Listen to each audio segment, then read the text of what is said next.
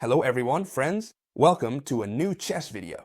I promise you that today you're going to enjoy this like never before because I'm bringing you one of the most beautiful games in history. And that's even though it was played almost 200 years ago. The player with the white pieces was Anderson, who was playing against one of his students. Even today, it's still considered the best or one of the most beautiful and best games in history. Why? I'm going to show it today on this board because I want you to see the engine bar. In case someone doesn't know how this bar works, if the bar is more white than black, it means white is better. And on the other hand, if it's more black than white, it means black is better. So we're going to use a bit of technology to make the video even more interesting and to help us learn even more. The game continues with knight to f3 and knight to c6. And bishop to c4, so now we find ourselves in an Italian opening. Black pieces here, as you know, have two main options. Knight to f6, yeah. Or you can also play bishop to c5, which is what was played in the game. It's one of the most popular defenses in the history of chess. Here, if we look at the engine, the most popular moves it suggests are c3. We could also play d3 or castle. These are the most popular options, right? But here, Anderson played one of his channel's favorite gambits, which is the Evans gambit with the move bishop 4. Alright, so what is Anderson doing with his gambit? First of all, he's asking that bishop what it wants to do, because if it wants to stay here, I'm going to capture it. So Anderson even prefers to lose a pawn in exchange for the initiative. And you'll see that this gambit is extremely strong. You already know that if you want to study it well, there are videos on this channel. When you finish this video, search for Chess Teacher Evans Gambit, and you'll find plenty of videos about this gambit. The idea here is that, logically, the best option is to capture this pawn, and the good move white has here, as you can see, would be castling or playing c3. My favorite, without a doubt, is c3. Alright, this position, according to the engines, as you can see, they like it a little more for black because they have that extra pawn and don't see enough compensation for it. But you already know that for humans, what the engine says isn't always 100% accurate, since we humans can't find all the continuations the engine does, not even Magnus Carlsen. The idea is that now white has given up a pawn, so their hope is, I don't care about the material, so to speak, okay? What I want is to maintain a strong initiative. We've already seen this in several openings, and especially in several games. So here, look at the move Anderson plays, which I find very interesting. d4. Alright, it seems like a normal move, right? I'm taking control of the center, right? I'm placing a strong pawn presence in the center of the board, and I have good development. The idea is that this d4 is giving up another pawn. Take a close look. At this moment, how many pieces are attacking this pawn? By 1 and by 2, right? And how many pieces are defending it? 1, 2, and 3. Careful. This pawn isn't defending because it's completely pinned. It's important to master pins, alright? So here, after capturing this pawn, even though you could play knight takes pawn, okay? That would be an interesting option. You can already see that the engines don't mark it as a good move, but instead they highlight as a good move the one Anderson played, short castling. Very interesting. 2 pawns have already been given away, right? 2 pawns up for the black pieces. However, here they could recapture a third and be 3 pawns ahead. Well, capturing this pawn is very dangerous, extremely dangerous. If you look closely, and I'll show you, and that's why we can bring these inhuman friends that help us so much to understand positions, black would have 3 extra pawns here, right? So how is it possible that the bar is completely equal or even slightly better for the white pieces?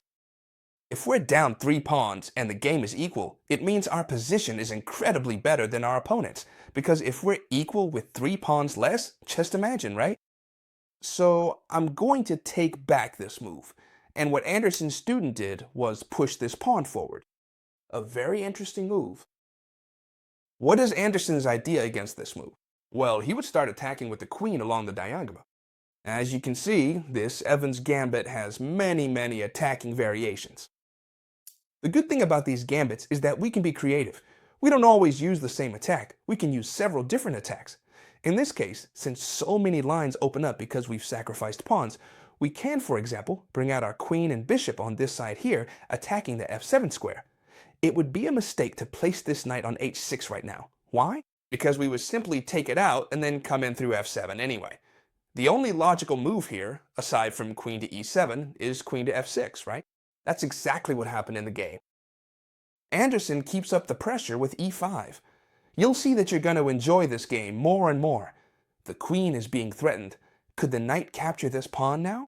That would be a complete mistake. Why? Because after knight takes d5, we could simply continue. Sorry, I moved the camera. Let me put it back in place. I hope you can forgive me, okay? We could continue with rook to e1, pinning this knight. That way, which would almost certainly lose the piece.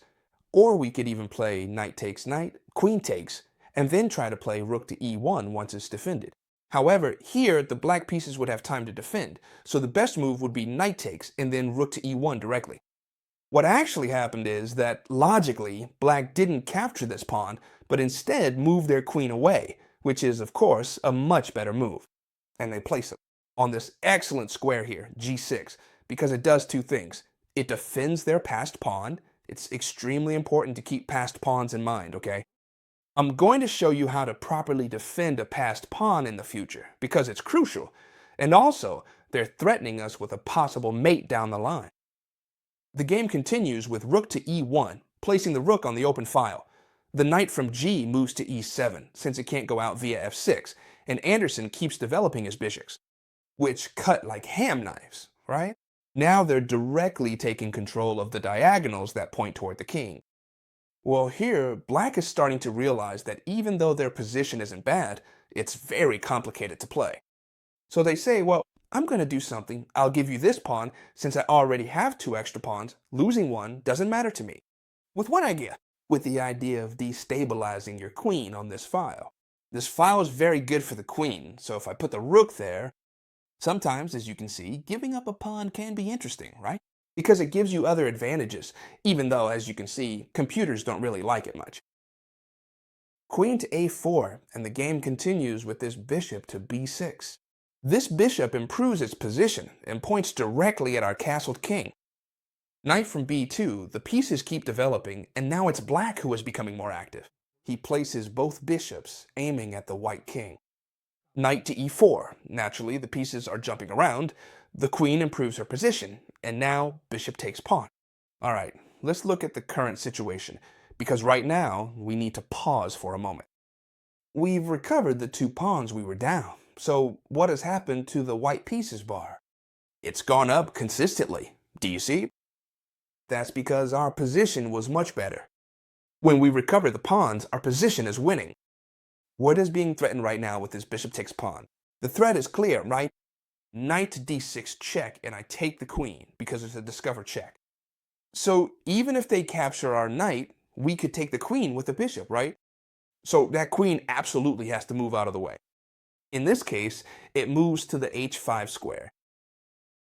First move that's really good by Anderson in this game, and quite surprising. You know, you can always pause the video to see if you can find the move.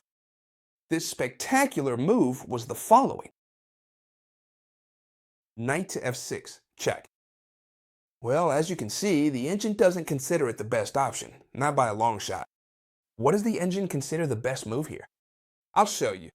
It suggests knight to g3 is the best move, and it looks really interesting because that queen is running out of squares, and you could keep attacking it with this bishop, which would be pretty dangerous, right?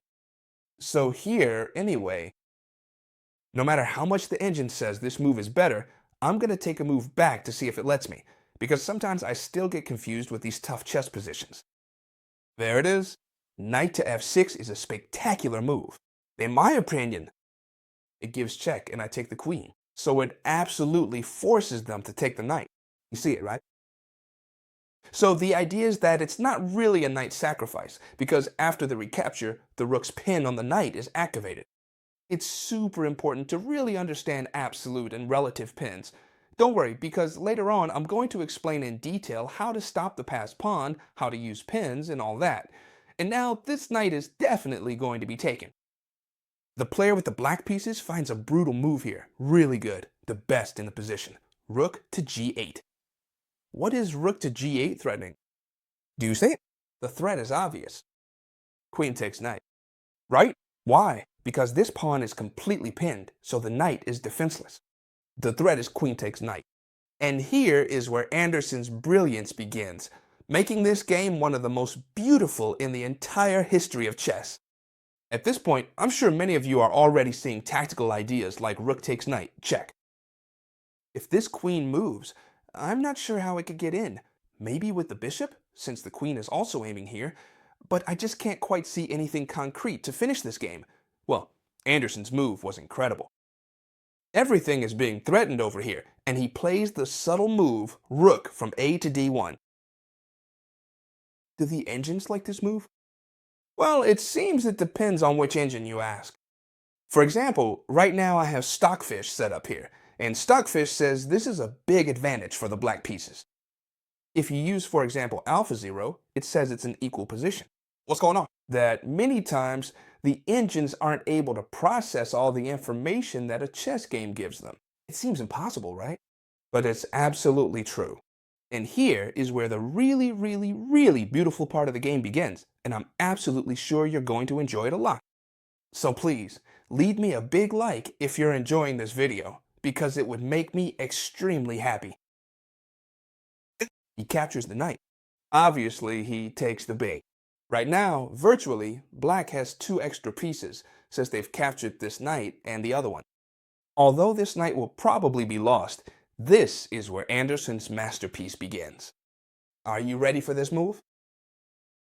Rook takes knight. Check. Now, the engines are already calling it equal again, right? They go a little crazy. You can see then the magnitude and beauty of this game, which even the engines can barely understand.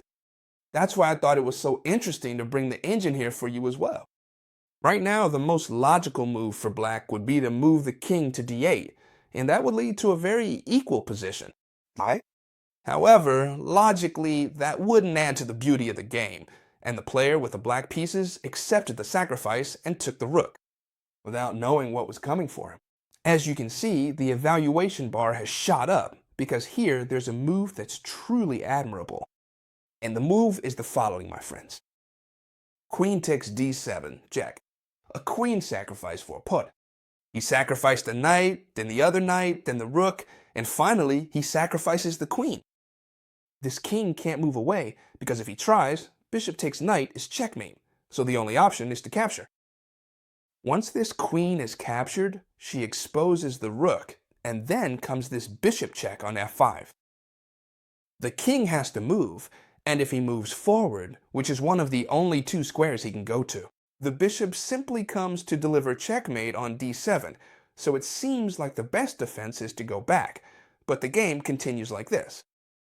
Bishop to d7, check, whether the king goes to d8 or f8. Bishop takes knight, and it ends up being checkmate with both bishops. Don't tell me that's not spectacular. Just as spectacular as this board I brought here, which I didn't want to bother you by talking about in the middle of the game. But if you liked it and would like to have it at home, you know that whenever I bring a new board to the channel, I talk to the suppliers so they can give you a discount. A discount for all of you, okay? So you already know that if you want to have this amazing board, you can play against bots, play online with chess.com, do puzzles, study, there's a career mode, clocks, whatever you want. I'll leave it for you in the description with a pretty juicy discount. Of course, it's a very expensive board, obviously, but it's true that prices have dropped around this time of year. And on top of that, with my discount, which is the discount code ChessTeacher, or if you just use the link, the discount is applied automatically. You'll get it at an incredible price. It's up to you. I don't mind whether you get it or not. I'm just telling you that I really like it. And if you want it, you have that discount. I hope you loved this video, because honestly, it's amazing. This game is amazing. And if you're subscribed to the channel, I'll see you tomorrow in the next video, friends. Bye.